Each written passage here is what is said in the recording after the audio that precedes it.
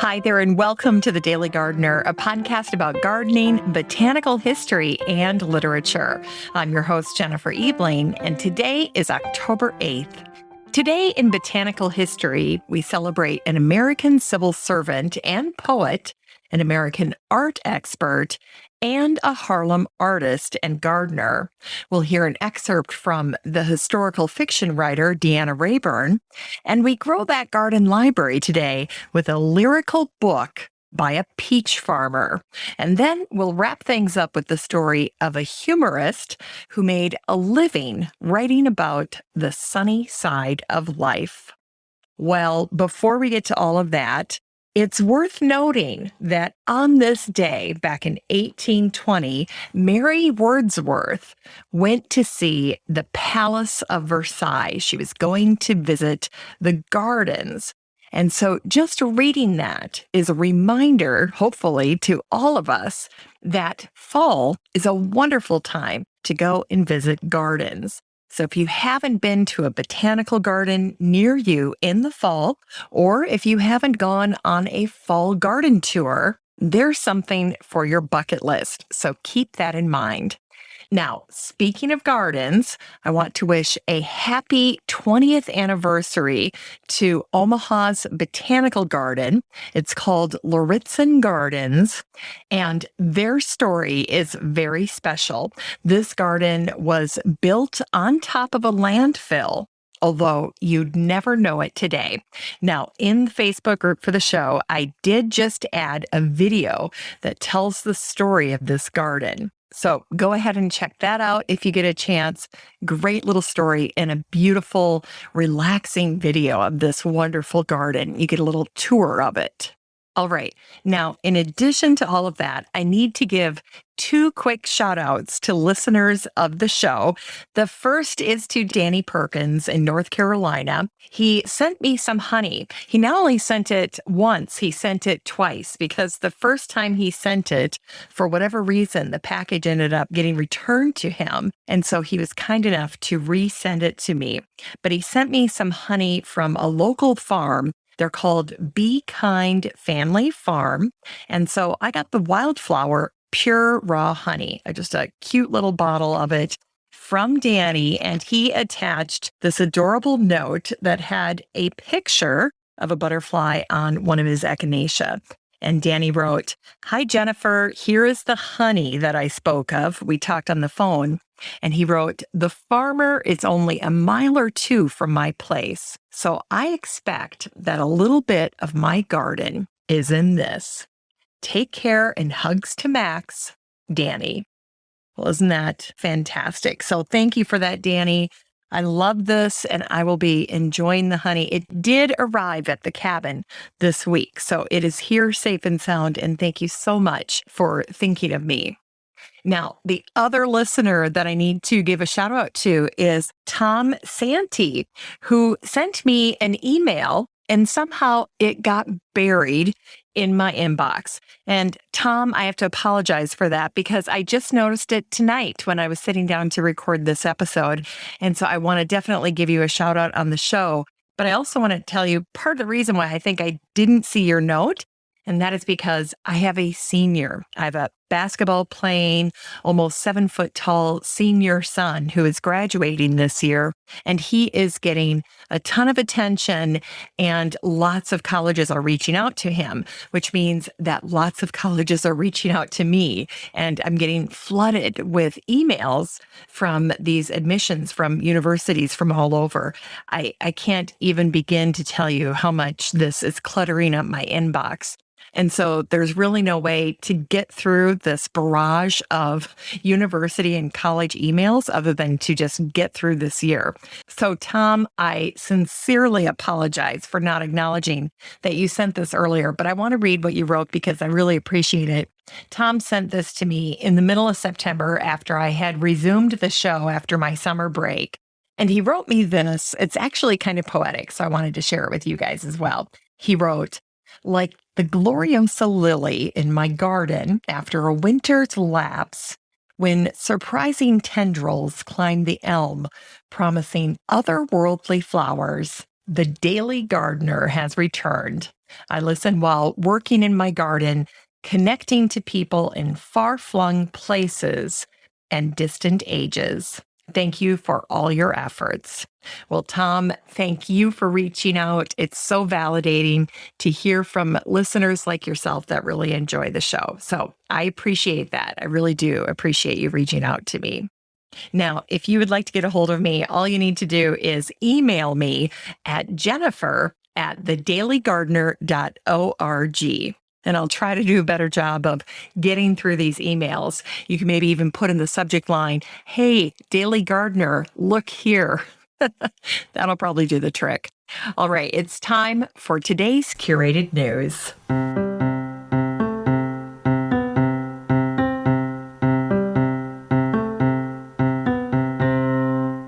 Okay, today's curated news comes to us from CNN. This is a post that was written by Megan Marples, and the title says, "Why it took nearly 50 years for scientists to name this mysterious tropical plant."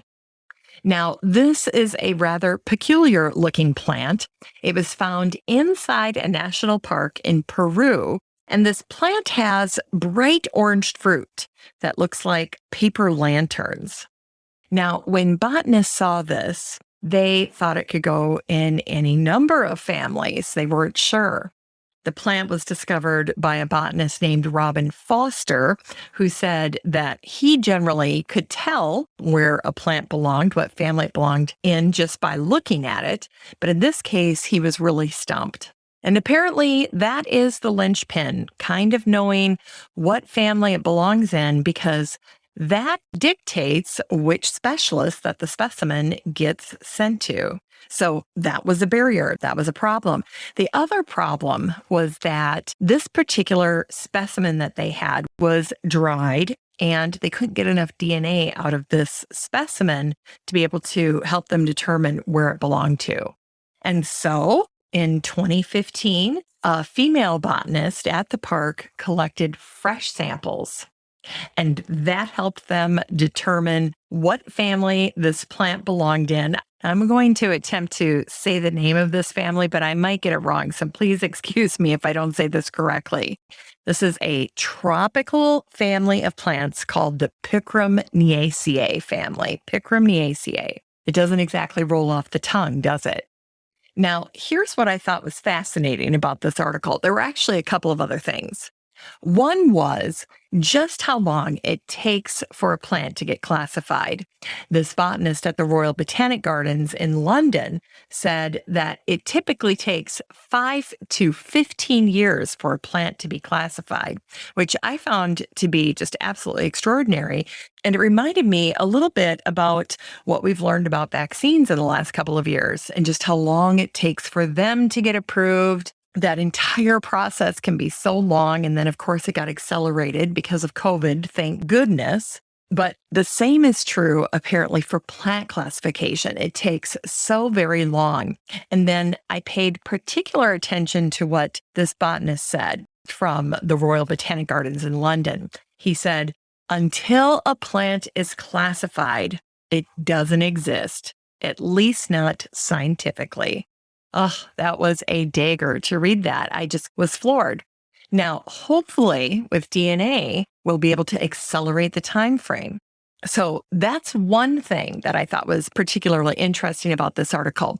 The other thing has to do with this particular family of plants. And this is where it gets very exciting. This botanist said, now that we know that it's in this family, we can look for secondary compounds of potential use as anti-cancer drugs, which is a feature of this family of plants. So fascinating. Anyway, if you want to read this particular article for yourself, you can search for the number 50 in the Facebook group for the show, and then this article will pop right up and you can read all about it for yourself. Of course, if you're not in the Facebook group, you have a standing invitation. You can join at any time. It's completely free. There's no spam. It's just a group for gardeners, for listeners of the show, and it's a way for me to share some of the things that I stumble on as I'm researching botanists and stories for each episode. So if you'd like to join the group, the next time you're in Facebook, just head on up to the search bar where you'd search for an old friend and type in the words Daily Gardener Community, and then answer a few questions about the podcast to prove you're not a robot or a scammer or a non-gardener, and then I'll admit you into the group. It's just that easy. All right, it's time for today's botanical history.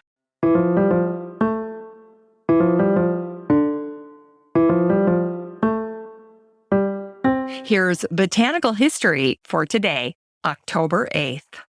Today is the birthday of John Hay. He was an American politician, diplomat, and poet, and he was born on this day in 1838. John served 3 assassinated American leaders, including President Lincoln. Along with John Nicolay, he wrote a 10-volume biography of Abraham Lincoln that helped shape his legacy. Like Lincoln, John lost a son, and the loss profoundly affected him.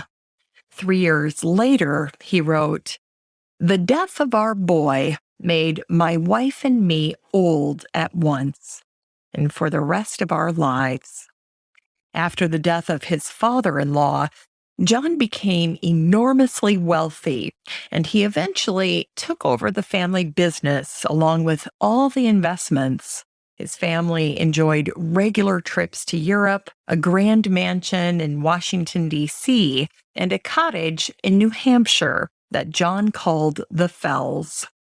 John had cobbled together 1,000 acres of land after quietly buying up abandoned farms when they became available. Now, the etymology of the name of the place, the Fells, was Scottish, and it means rocky upland pastures. John especially enjoyed time at the Fells, which overlooked a very pastoral view. In the foreground, sheep grazed among prehistoric boulders that dotted the landscape, and in the distance were views of scenic Lake Sunapee. John's wife, Clara, was a gardener, and she had a special love for roses and hydrangeas. In 1890, John wrote about the Fells. He noted, "I was greatly pleased with the air, the water, the scenery. I have nowhere found a more beautiful spot." In terms of poetry, John was best known for a collection of post-Civil War poems that were compiled into a book called Pike County Ballads. It was published in 1871. Here's one of his poems called Words, in which he uses nature to show the simple power that a word can have on our lives. Here's Words by John Hayes. When violets were springing and sunshine filled the day, and happy birds were singing the praises of the May, a word came to me, blighting the beauty of the scene, and in my heart was winter, though all the trees were green. Now down the blast go sailing, the dead leaves brown and sere, forests are bewailing the dying of the year. A word comes to me, lighting with rapture all the air, and in my heart is summer, though all the trees are bare. So true, the power of a single word on our hearts. And today is also the birthday of J. Carter Brown, the American art expert, intellectual, and visionary. He was born on this day, October 8th, in 1934. Jay was the director of the U.S. National Gallery of Art from 1969 to 1992. And although he was born into a family of great wealth, He was part of the Browns of Newport and the Browns of Brown University. Jay was a champion of public access to art. He believed that all people needed to see art in person, and he used a garden analogy to drive that point home. He once wrote, "No one will understand a Japanese garden until you've walked through one and you hear the crunch underfoot and you smell it and you experience it over time." Now, there's no photograph or any movie that can give you that experience. So true. And today is also the birthday of Faith Ringgold. She's an American painter, writer, mixed media sculptor, and performance artist. And she was born on this day, October 8th, in 1930. Faith was born in Harlem to a family that embraced artistic creativity.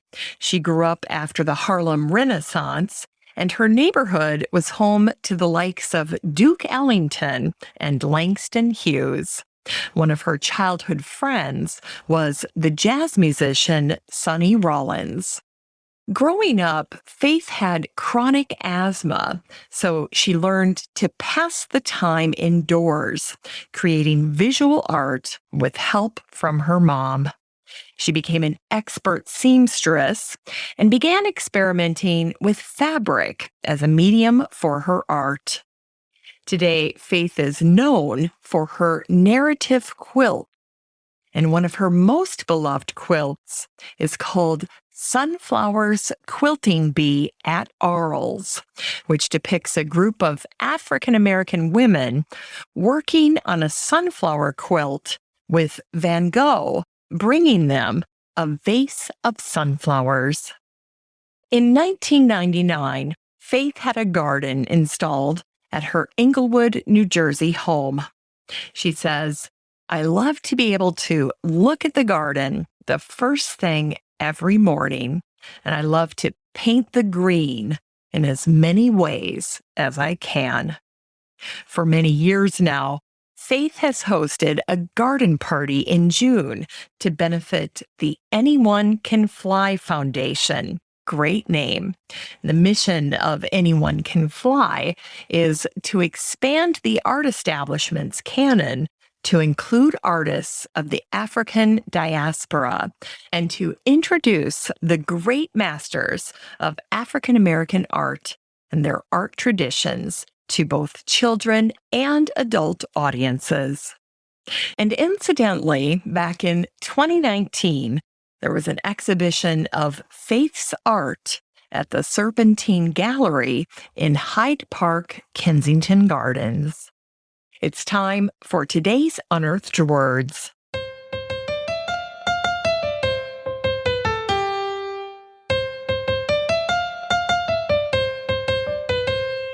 Today's Unearthed Words come to us from the historical fiction writer Deanna Rayburn. This is from her book, Silent in the Sanctuary. Something had shifted between us, faintly, but the change was almost palpable. Our friendship had sat lightly between us, an ephemeral thing, without weight or gravity. Once in the Boboli Gardens, under the shadow of a cypress tree, on an achingly beautiful October afternoon, he had kissed me, a solemnly sweet and respectful kiss. But weeks had passed, and we had not spoken of it. I had attributed it to the sunlight, shimmering gold like Danae's shower, and had pressed it into the scrapbook of memory, to be taken out and admired now and then, but not to be dwelled upon too seriously. Perhaps I'd been mistaken.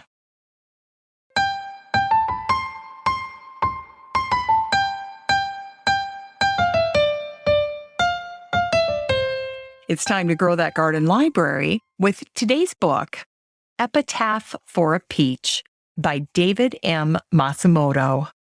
This book came out in 1996, and the subtitle is 4 Seasons on My Family Farm.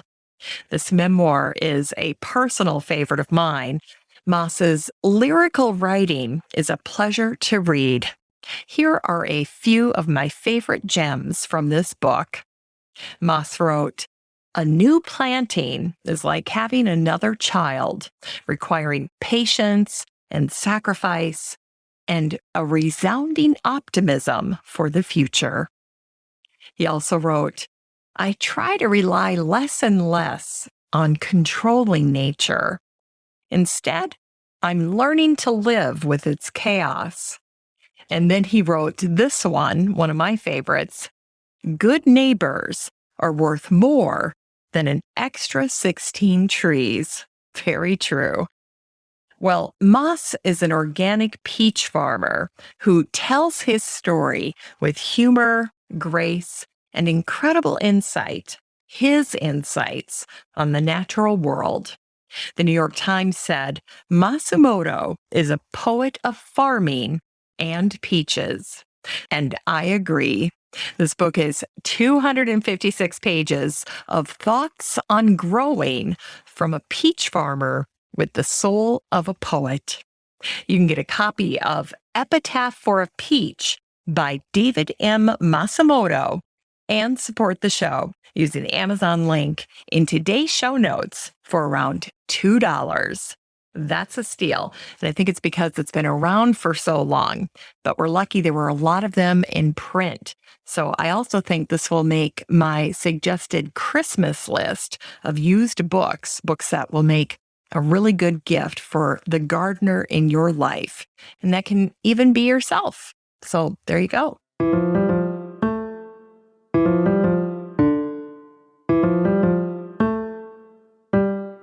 Finally, here's something sweet to revive the little botanic spark in your heart.